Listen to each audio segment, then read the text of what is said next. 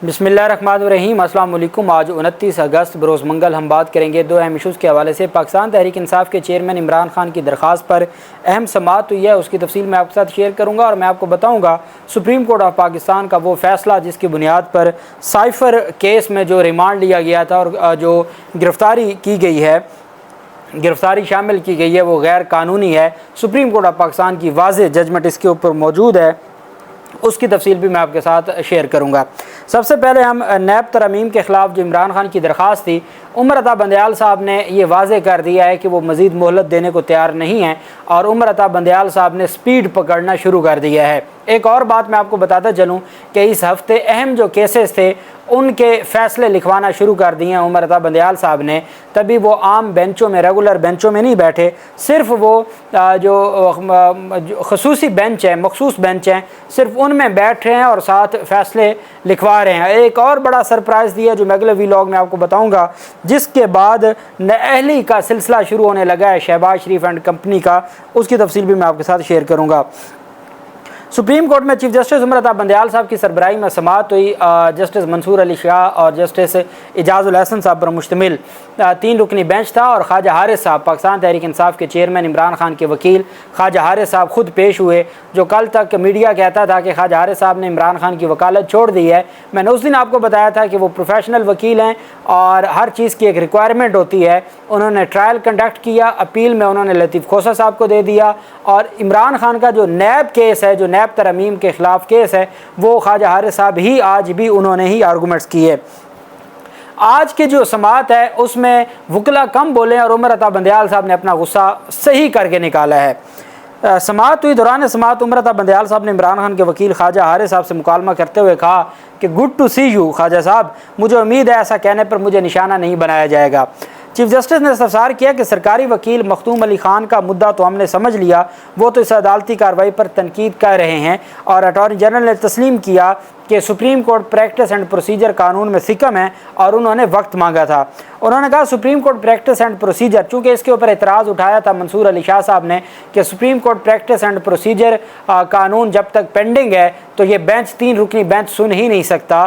तो chief justice Umar Ata Bandial साहब ने कहा कि जब ये मामला हमने अटॉर्नी जनरल के आगे रखा था, उन्होंने ख़ुद तस्लीम किया था कि इसमें काफ़ी गलतियाँ मौजूद हैं। उन्होंने ख़ुद कहा था कि हम दुरुस्त करने के लिए हमें टाइम दिया जाए, उन्होंने आज तक दुरुस्त नहीं किया, तो हम क्या कर सकते हैं।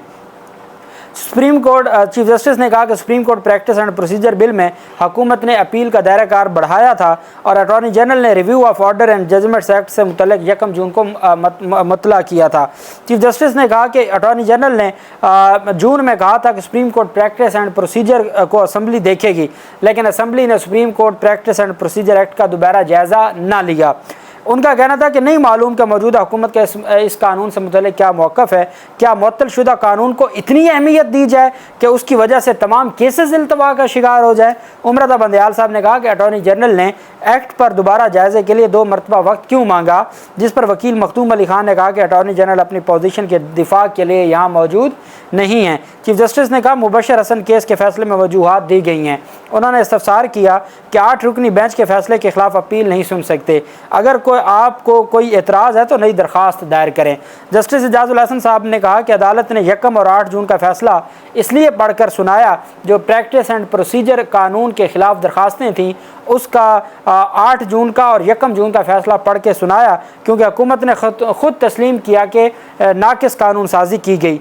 उन्होंने इस्तफसार किया कि अदालती हुक्म से मुअत्तल शुदा कानून साजी के तहत कार्रवाई मुतासर तो नहीं की जा सकती। चीफ जस्टिस ने कहा मौजूदा हुकूमत क्या चाहती है, इस हवाले से मालूम नहीं कि हुकूमत चाहती है कि मुअत्तल शुदा कानून पर अमल करके अदालती काम रोक दिया जाए।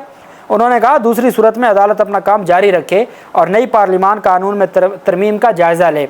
वकील मखदूम अली खान साहब ने कहा कि अटॉर्नी जनरल के मौक़िफ़ का दिफा नहीं करूँगा, अटॉर्नी जनरल का मौक़िफ़ मेरे केस में रुकावट नहीं बनना चाहिए।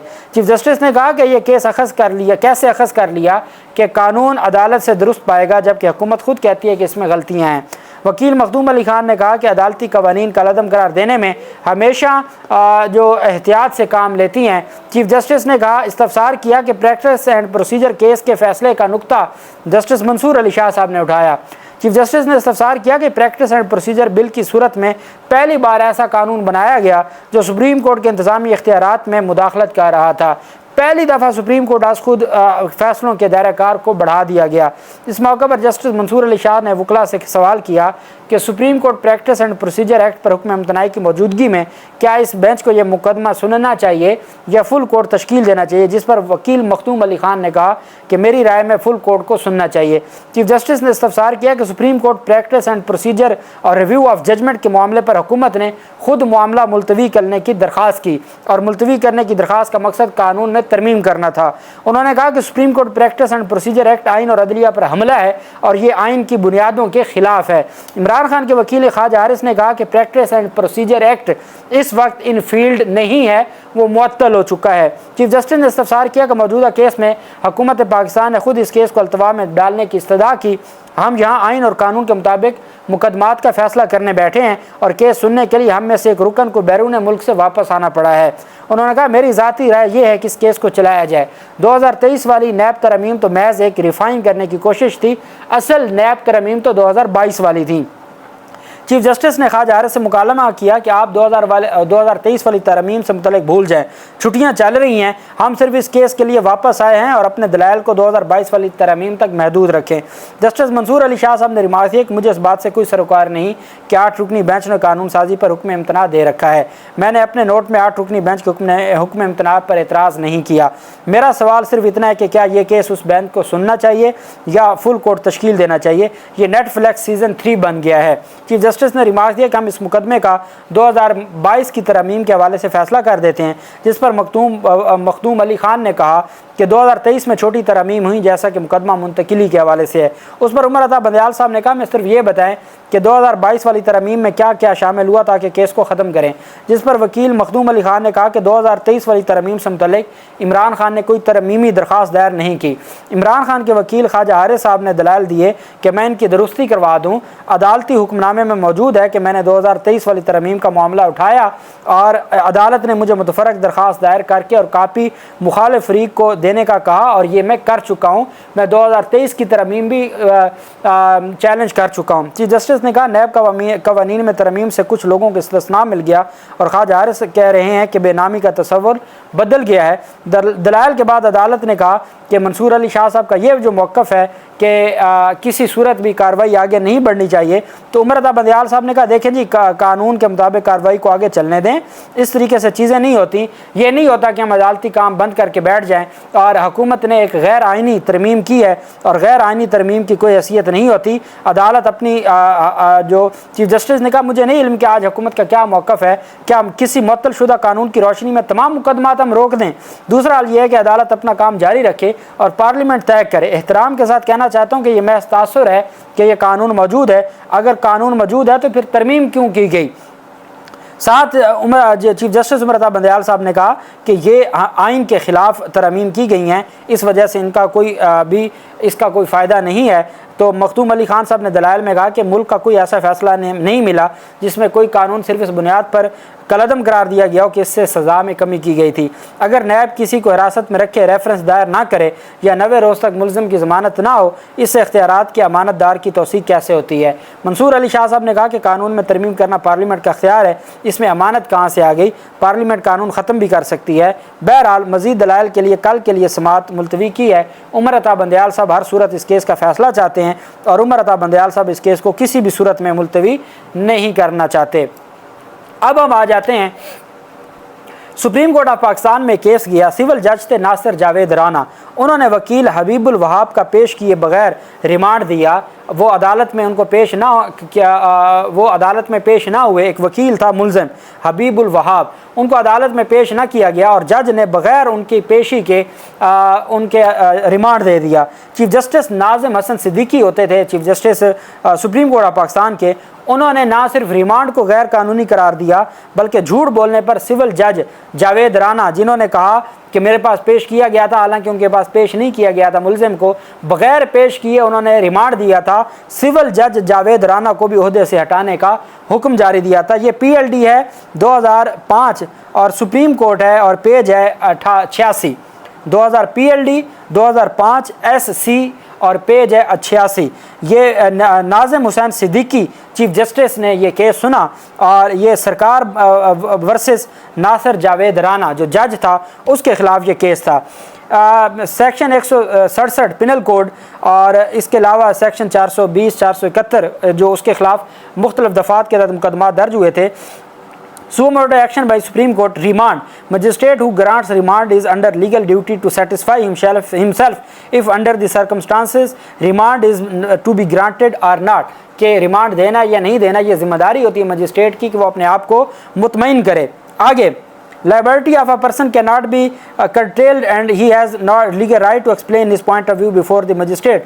कि सबसे पहले तो अगर आपने किसी की आज़ादी को सल्ब करना है तो कम से कम उसको मौका तो दें कि वो मजिस्ट्रेट के सामने रिमांड में अपना मौक़िफ़ पेश कर सके, उसके वकला पेश हो सकें, वो सारा मौक़िफ़ अदालत के सामने रख सके। Explain his point of view before the magistrate when remand is to be granted. कि जब रिमांड दिया जा रहा हो तो इस वक्त उसका हक है कि वो अदालत के सामने पेश हो। And it is sacred duty of a magistrate to safeguard the right of the people. और ये ज़िम्मेदारी बनती है मजिस्ट्रेट की कि वो लोगों के हकूक़ का तहफ़्फ़ुज़ करे। Remand is not to be granted automatically. Remand automatically नहीं ग्रांट किया जा सकता बगैर पेश हुए। After the police make such a request, a remand order would be illegal if at the time of its passing accused was not produced before the court। अगर supreme court of Pakistan ने कहा कि जब रिमांड पास किया जाता है और मुलजिम को अदालत के सामने नहीं पेश किया जाता तो वो रिमांड गैर कानूनी होगा। Remand is not to be granted automatically after the police make such request. Remand order would be illegal if at the time of its passing accused was not produced before the court which passed the remand order। जिस अदालत ने remand order pass किया है अगर मुलजिम को उसके सामने पेश नहीं किया गया तो वो रिमांड गैर कानूनी होगा और उस जज को ओहदे से हटा दिया गया था। सुप्रीम कोर्ट ऑफ पाकिस्तान ये 2005 का फैसला है, PLD 2005 supreme court 86 page number है। अब मुझे बताएं कि अब्दुल वहाब जो जज साहब हैं जिन्होंने इमरान खान का रिमांड दिया है, क्या उस जज साहब ने इमरान खान को पेश होने का हुक्म दिया? इमरान खान किसी अदालत में पेश नहीं हुए। बग़ैर इमरान खान के पेश हुए किस तरीके से अब्दुल हसनात मोहम्मद जुल्करनैन उनका जुडिशल रिमांड दे सकते हैं? जब उन्होंने इमरान खान को अदालत में पेश नहीं करवाया, जब वो जज के सामने पेश नहीं हुआ, जो उसका हक बनता था कि वो रिमांड को कंटेस्ट करता, अदालत के सामने अपना मौक़िफ़ रखता, जब ये सारा कुछ नहीं हुआ तो वो रिमांड क्या है? उसकी कोई कानूनी हैसियत नहीं है, वो गैर कानूनी है, वो गैर कानूनी है, वो गैर कानूनी है। और ये मामला अब सुप्रीम कोर्ट ऑफ पाकिस्तान में जा रहा है तोशा खाना के हवाले से। चूँकि पाकिस्तान तहरीक इंसाफ पहले दरख्वास्त दायर कर चुकी है कि किसी और मुकदमे में गिरफ्तार न किया जाए, ये गिरफ्तारी भी इलीगल डिक्लेयर होने जा रही है PLD 2005 सुप्रीम कोर्ट के फैसले की रोशनी में। और पाकिस्तान तहरीक इंसाफ ने आज ही CM तैयार कर ली है, कल वो अर्ली हियरिंग की दरख्वास्त सुप्रीम कोर्ट में दायर करेंगे और ये मामला सुप्रीम कोर्ट ऑफ पाकिस्तान से रिवर्स होने जा रहा है। अल्लाह पाक पाकिस्तान का हामी नासिर हो। बहुत शुक्रिया। अल्लाह हाफिज़। पाकिस्तान जिंदाबाद।